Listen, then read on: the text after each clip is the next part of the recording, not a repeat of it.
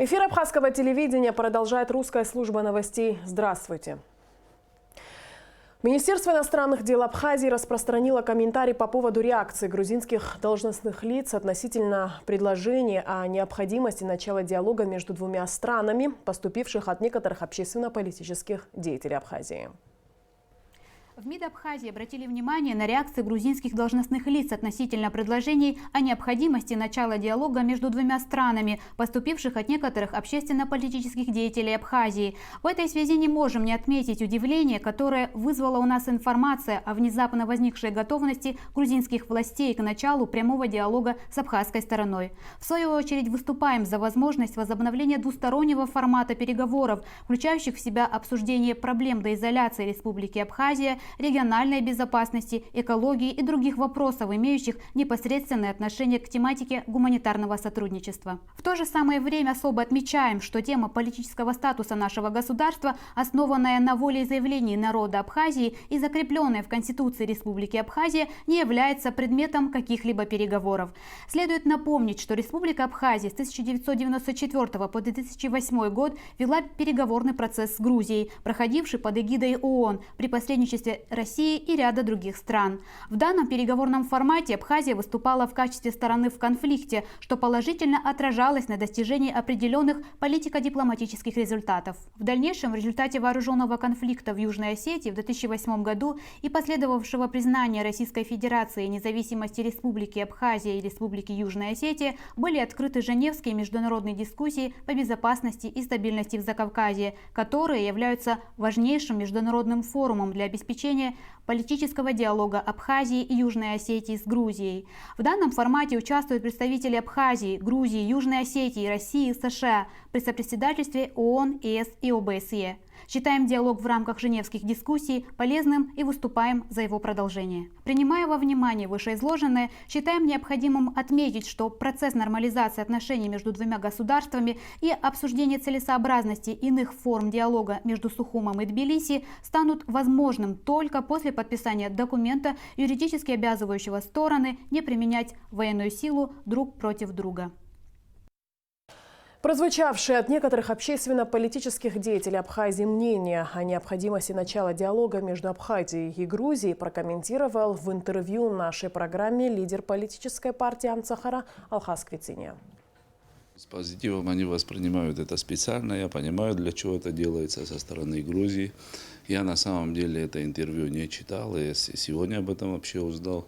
Я бы хотел, чтобы вы и у него взяли интервью, потому что я не уверен даже в его, из полного его интервью вырваны какие-то там моменты.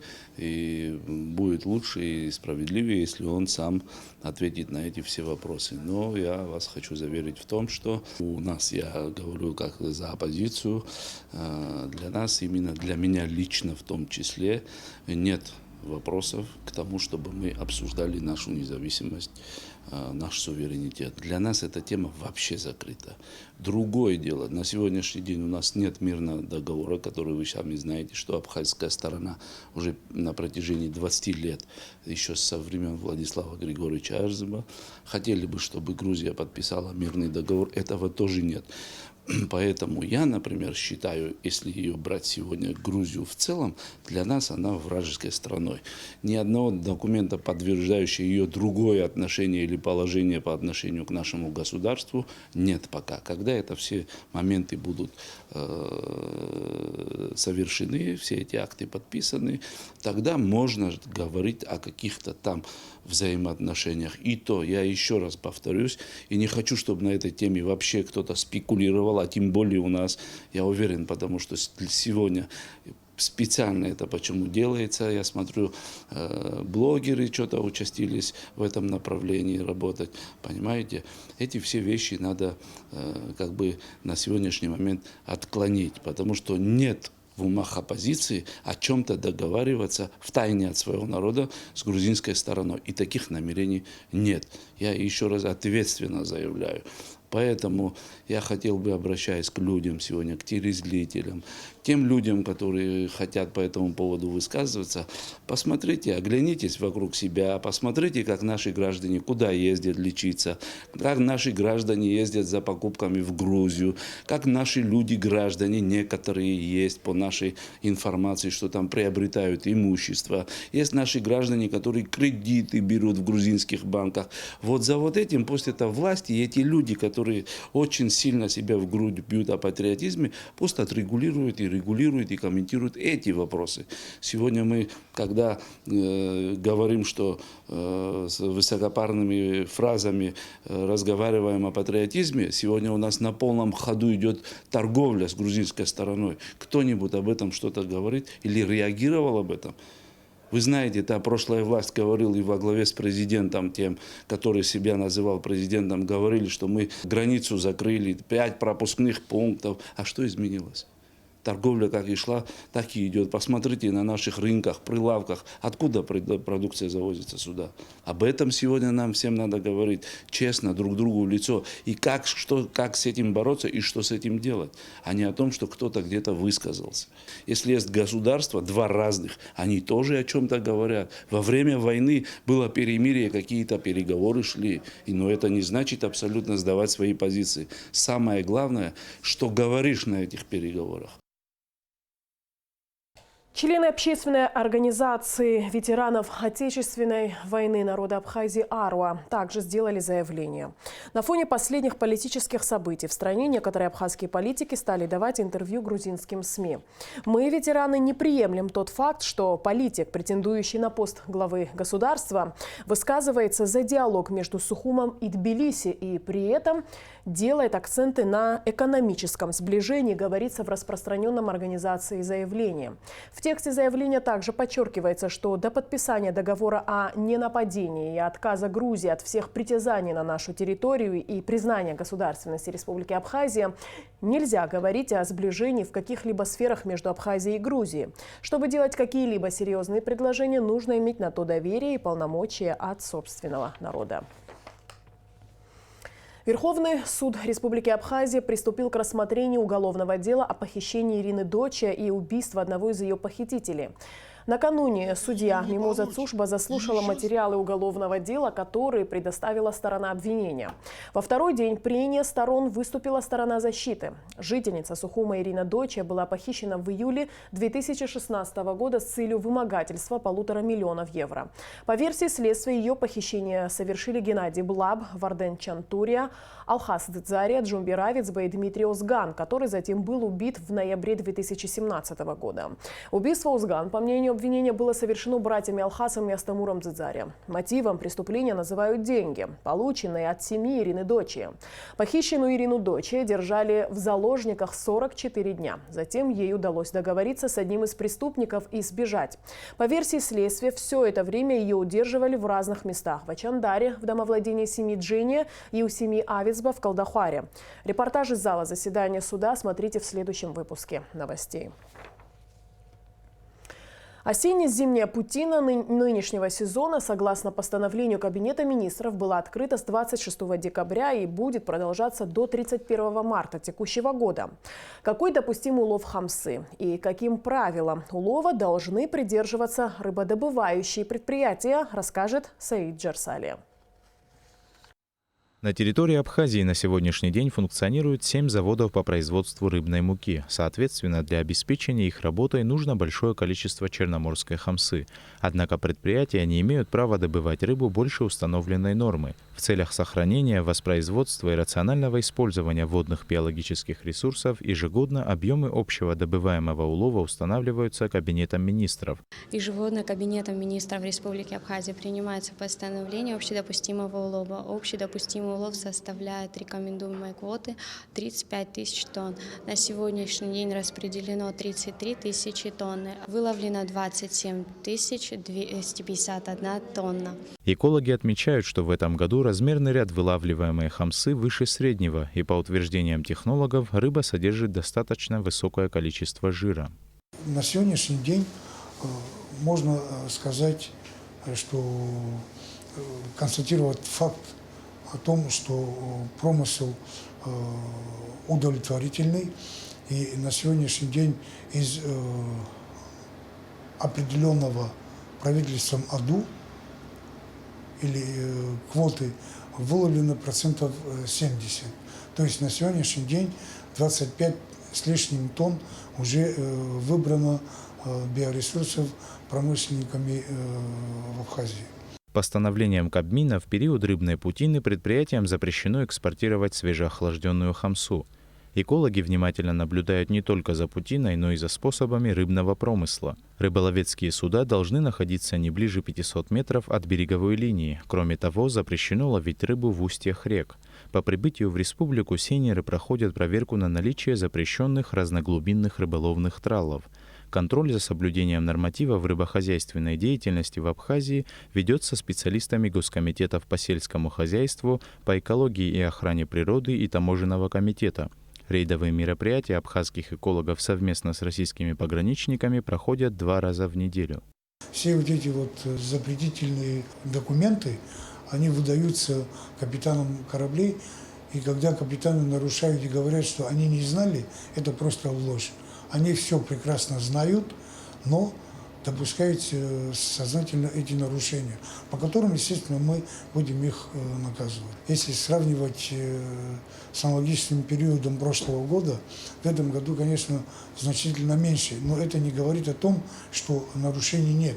Нарушения они есть. Вот буквально позавчера мы от российских пограничников получили 3 протокола, и 4 еще прорабатывается, по которым нам надо будет принять административные меры воздействия. В этом году период хамсовой путины в абхазской акватории Черного моря продлится до 31 марта. Саид Джарсалия, Дэвид Анкваб, Абхазское телевидение. С наступлением зимы увеличивается риск заболеть сезонными и инфекционными заболеваниями. Температура, слабость, тошнота. С такими признаками недуга обращаются в последнее время жители страны в медицинские учреждения республики. В основном у всех диагностируется ОРВИ. Что касается гриппа, то, по словам специалистов, ситуация в республике остается стабильной. Гугут Саварданя продолжит тему. Государственная эпидемиологическая служба Абхазии ежедневно отслеживает ситуацию с заболеваемостью гриппом и ОРВИ. По словам главного санитарного врача страны Людмилы Скорик, на сегодняшний день зафиксировано 338 обращений в медицинские учреждения республики. В основном обращаются с признаками острой респираторной вирусной инфекции. В настоящий период времени в Республике Абхазия ситуация, скажем так, эпидемиологическая обстановка довольно-таки стабильная. В лечебно-профилактические учреждения республики обращаются, конечно, и родители со своими детками, и взрослые, естественно. То есть, скажем так, наши больницы, наши учреждения здравоохранения работают в плановом стабильном режиме. Людмила Скорик также отметила, что Министерством здравоохранения проводятся все необходимые мероприятия по недопущению эпидемиологической ситуации в стране. Потому что сезон прошлого года показал, что, естественно, это завозная инфекция, как такового гриппа у нас в республике нету.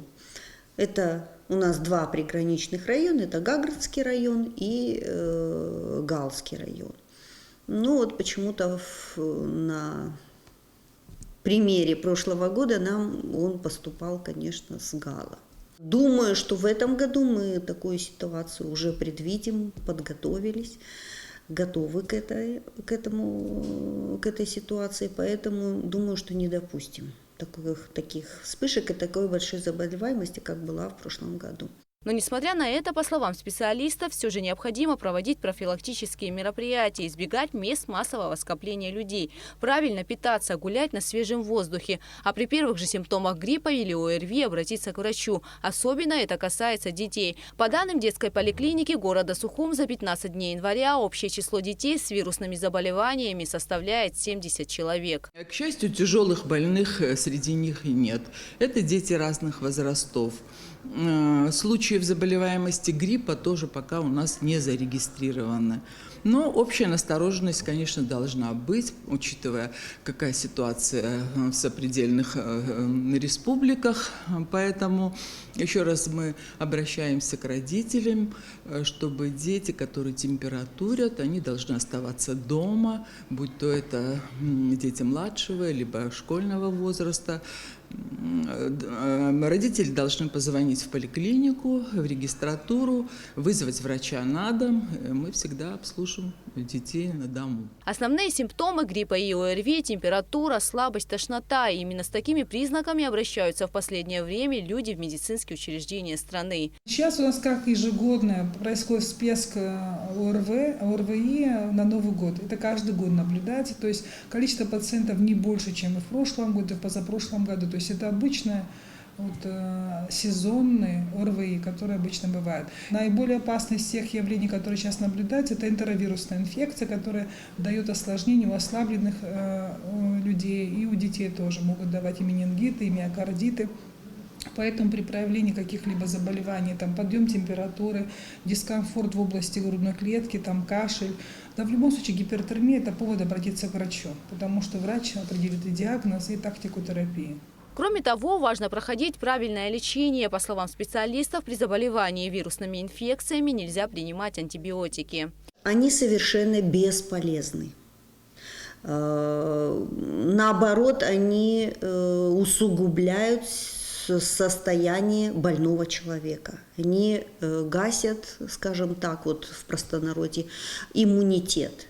Тогда, когда вирусная инфекция как раз возникает у тех людей, у которых вот иммунитет слабый. По словам специалистов, даже если соблюдать все профилактические меры, оградить себя от гриппа и ОРВИ в зимнее время года очень сложно. А одним из наиболее эффективных методов предотвращения болезни врачи называют вакцинацию.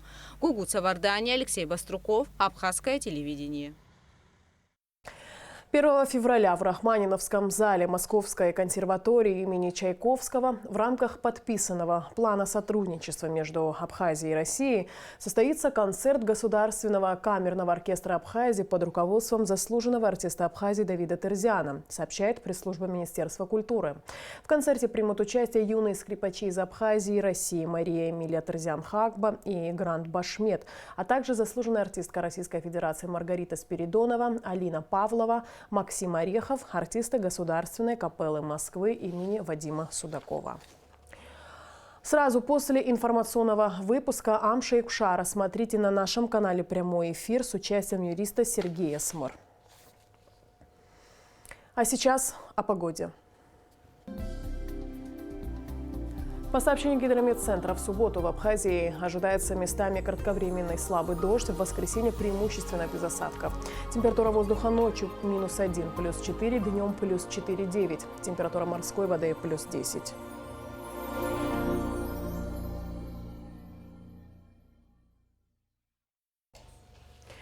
На этом наш выпуск завершен. Всего доброго и до встречи в эфире.